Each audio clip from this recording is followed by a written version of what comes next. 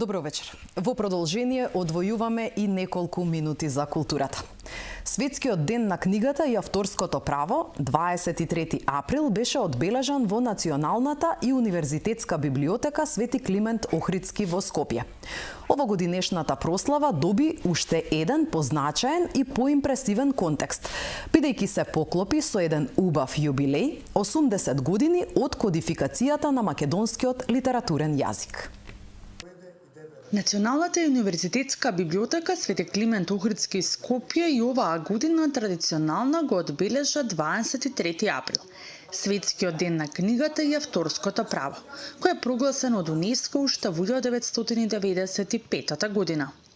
23 април се одбележува во целиот свет секоја година како символичен датум во светската книжевност, бидејќи токму овој ден е поврзан со брилијантните личности на пишаниот збор како Мигуел де Сервантес, Вилијам Шекспир, Лопе де Вега, а идејата се заснова на стариот каталонски обичај да се подари книга и роза.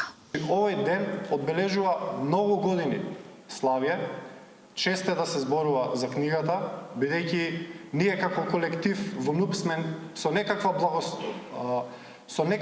благородна мисија дојдени во оваа институција, се со цел да заштитиме таа книга, тој пишан збор, да го промовираме тој пишан збор, да го оставиме на идните генерации.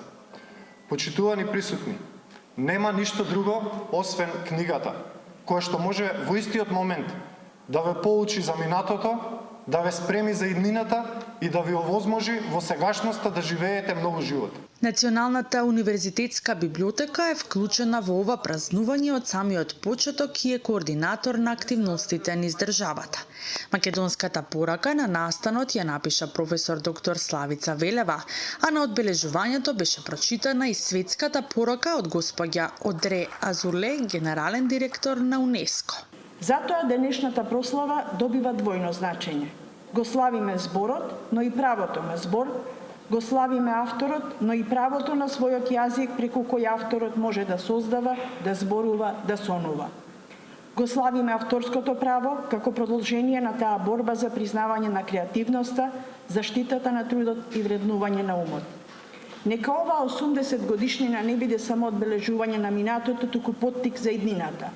Нека ни биде потсетник дека сме должни да го негуваме јазикот што ни е пренесен од раѓањето, да ги вреднуваме оние што пишуваат и да создадеме услови во кои идните генерации ќе можат слободно, достоинствено и со љубов да создаваат на својот мајчин јазик. И оваа година настанот има поддршка од Шпанската амбасада во Скопје. Сите присутни добија подарок, книга и роза. Со две премиери на Скопје танцов театар се отвори манифестацијата Денови на македонски кореографи. Во рамки на Деновите на македонски кореографи беше отворена изложбата на фотографии Вечни тела на авторите Искра Шукарова и Жарко Стојчевски во соработка со КИЦ Скопје. Оваа година имавме 20 годишен јубилеј, значи првата представа на мала сцена беше дадена пред 20 точно години. Оваа година решивме да направиме една манифестација која се нарекуваше Денови на македонските кореографи и во неа имавме 5 представи и една изложба. 3 представи од тие беа премиерно изведени и тоа беа мокументари на Андријана Данчевска и Ехо на баронот на Дејан Битровски. Исто така премиера беше од Рисима Рисимгин представата која се викаше Д како Дездемона, а другите две представи веќе си ја има својата премиера пред тоа, беа Болеро на Саша Ефтимова и Патување на Џан Арслан.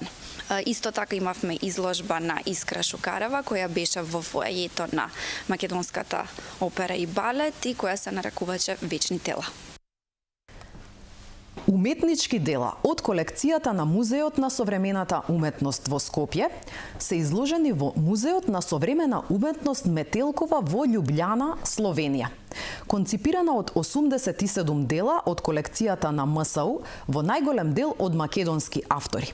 Изложбата е насловена Ткаење светови, колекции во разговор и ќе биде отворена 10 месеци.